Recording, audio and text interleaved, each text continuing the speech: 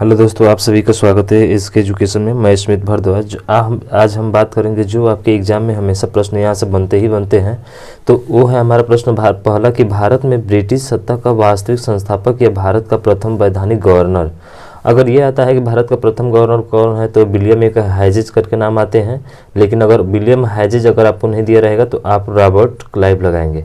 यानी कि भारत में ब्रिटिश सत्ता का वास्तविक संस्थापक जिसे बंगाल का प्रथम वैधानिक गवर्नर भी कहा जाता है वो कौन है आपके, तो वो है सर आपके रॉबर्ट क्लाइव। ठीक, अगला प्रश्न लेते हैं। अगला प्रश्न है कि बंगाल का अंतिम गवर्नर।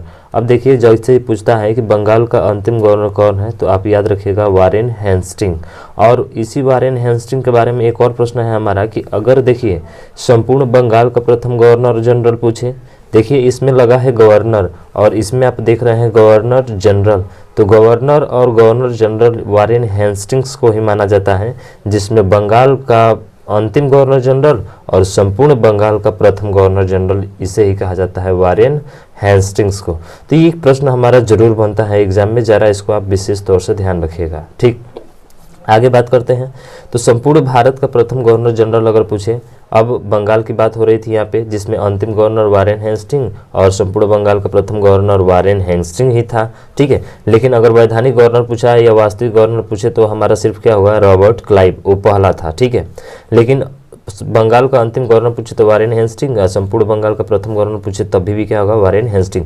लेकिन बात करते हैं कि संपूर्ण भारत का प्रथम गवर्नर जनरल कौन है, तो लॉर्ड विलियम बेंटिक, ये संपूर्ण भारत का प्रथम गवर्नर जनरल कहा जाता है। ठीक है, लॉर्ड विलियम बेंटिक को। आगे देखते हैं फिर इसी के बारे में, जब संपूर्ण भारत का प्रथम गवर्नर जनरल रहा तो संपूर्ण बंगाल का भी अंतिम गवर्नर जनरल होगा। समझ रहे हैं ना, संपूर्ण बंगाल का भी अंतिम गवर्नर जनरल कौन होगा, लॉर्ड विलियम बेंटिक ही होगा।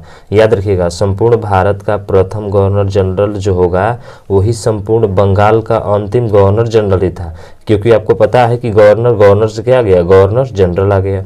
इसीलिए संपूर्ण भारत का प्रथम governor general Lord William Bentinck और संपूर्ण बंगाल का अंतिम गवर्नर जनरल भी लॉर्ड विलियम बेंटिक ही होगा। ठीक, अगला है कि कंपनी द्वारा नियुक्त अंतिम गवर्नर जनरल कौन था। अब company British east India company जो होती है उस कंपनी के द्वारा नियुक्त अंतिम गवर्नर जनरल कौन है, तो याद रखिएगा कैनिंग है। क्या है, कैनिंग। कैनिंग के बारे में एक और कि 1857 की क्रांति के समय गवर्नर जनरल, अब जब 1857 की क्रांति हुई थी उस समय भी गवर्नर जनरल कौन था, आपका कैनिंग ही था। ठीक है, और कंपनी द्वारा नियुक्त गवर्नर जनरल भी कैनिंग ही है।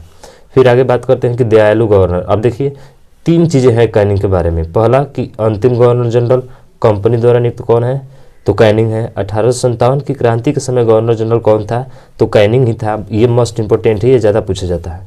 दयालु गवर्नर जनरल कैनिंग ही है। दयालु कौन है, कैनिंग। उसके बाद महारानी की जगह पर देखिए ब्रिटिश ताज भी दे सकता है। और के अधीन पूछे प्रथम गवर्नर जनरल कौन है, या वायसराय। देखिए अब आ गया वायसराय, तो महारानी ब्रिटिश ताज के अधीन प्रथम गवर्नर जनरल एंड वायसराय कौन है, तो कैनिंग ही है। ध्यान रखिएगा कौन है, कैनिंग ही था। महारानी ब्रिटिश ताज या के अधीन प्रथम गवर्नर जनरल या वायसराय कैनिंग ही है।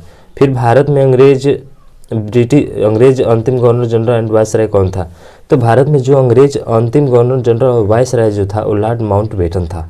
कौन है आपका, लॉर्ड माउंटबेटन है। यानी कि भारत में अंग्रेज अंतिम गवर्नर जनरल के साथ साथ वायसराय भी रहा, वो है लॉर्ड माउंटबेटन।